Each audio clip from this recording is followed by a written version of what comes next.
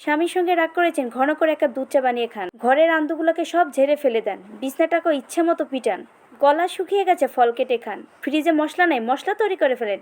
তবে এবার মূল কথায় আসে, আমি আমার হাজবেন্ডের সঙ্গে ঝগড়া করেছি তাই বলে কি শুয়ে থাকবো সারাদিন মোবাইল টেপো? মোটেও না। তাই নিজেকে ব্যস্ত রাখার জন্য ঘরের কাজ শুরু করে দিলাম। অনেকদিন যাবৎ আমার ঘরের আন্দো পরিষ্কার করা, ভাবলাম যেহেতু রাগ করেছে বসে থাকলে তো আর চলবে না, ঘরের কাজগুলো করে ফেলি, তাহলে রাগটা একটু হলেও কন্ট্রোলে আসবে। যেই কথা সেই কাজ, মোবাইলটাকে বন্ধ করে শালা বেটা তোর সঙ্গে কথাই না বললাম, সংসারের কাজে ঝাড়ু একটা নিয়ে বসে গেলাম। এবার এক এক করে সমস্ত কোনাকাঞ্চির যত প্রকারের আন্দু আছে সব পরিষ্কার করে ফেলবো, যেহেতু আমার ঘরটা কিন্তু অনেক বড়, পরিষ্কার করতে অনেক সময় লেগে যাবে।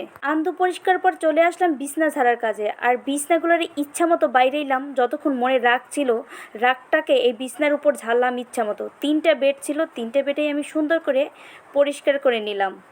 আবার মনে মনে হাসিও পাচ্ছে, রাগ এক হিসাবে খারাপ না যদি সেটা ভালো কাজে ব্যবহার করা যায়। যেমন আমার অনেক দিনের ঘরটাও সুন্দর পরিষ্কার হয়ে যাচ্ছে।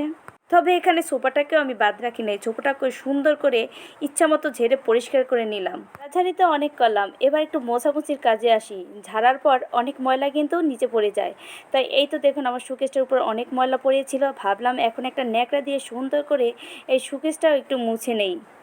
আর শোকেসটা মোছার পর যাই হোক, এই দেখুন ফাইনাল লুক সুন্দর একটু ক্লিন একদম হয়ে গেল। হঠাৎ পায়ের কাছে নিষ্পাপ একটা মুখের ছবি আসলো, আমি যখন এসএসসি পরীক্ষা দিছি তখনকার ছবি। আসলে ছবিটা দেখে অনেকক্ষণ ভাবলাম যে তখনকার সময়টা কত সুন্দর ছিল, বাবার হোটেলে খেয়েছি, কোনো টেনশন ছিল না। ঝাড়াঝাড়ি মোছার পর্ব তো সব শেষ, এবার কিন্তু ফাইনাল লুক ঝাড়ু দেওয়ার পালা।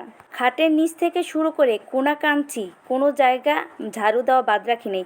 আর এই রাগ হয়েছি বিদায় দেখুন কতগুলো ময়লা বের হয়েছে, রাগের বসে আমার এতগুলো ময়লা বের হয়েছে, নাইলে মনে হয় এতগুলো ময়লা বের হতো না। এরপর দেখি বিলের কাগজও লাস্ট ডেট চলে এসেছে। এরপর দেখি শুরু হলো ঝুম বৃষ্টি, মনটাও একটু হলো শান্ত হয়ে গেল। যেহেতু অনেকক্ষণ কাজ করেছি, এরপর ফ্রিজ থেকে এই সাম্মাম ফলটা নিয়ে আসলাম, আর এই ফলটা একদম ফার্স্ট আমি ট্রাই করতেছি।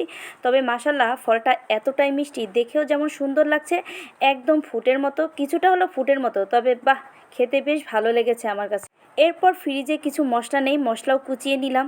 তারপর এই তো দেখুন কাপড় চোপড় ধোয়া কিন্তু বাদ যায়নি, এক বাল কাপড় চোপড় কেচে নিয়েছি। এরপর এই মশলাকে একটু ব্লেন্ডার করে নেব, এবং দেখুন বৃষ্টি, কাপড় চোপড় দেওয়ার সঙ্গে সঙ্গে বৃষ্টি আসলো, কাপড় চোপড়গুলোও নিয়ে আসলাম ঘরে। এরপর রান্নাবান্নার কাজে চলে আসি। এদিকে মুরগির মশলায় গরম মশলা দেবো, মশলাটা বের করে আনতেই মেজাজটা আবার খারাপ হয়ে গেল।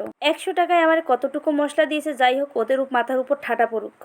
যাই হোক রাগের বশে তো সংসারে সকাল থেকে অনেক কাজ করেছি, এরপর ছেলে মেয়েকে সংক্ষিপ্ত একটু মুরগির মাংস রান্না করে দেব। তবে আপুদেরকে বলছি রাগ হলে আমার মতো সংসারের কাজে ব্যস্ত হয়ে পড়েন, এক হিসাবে ভালোই হবে। আসসালামু আলাইকুম রহমতুল্লাহ।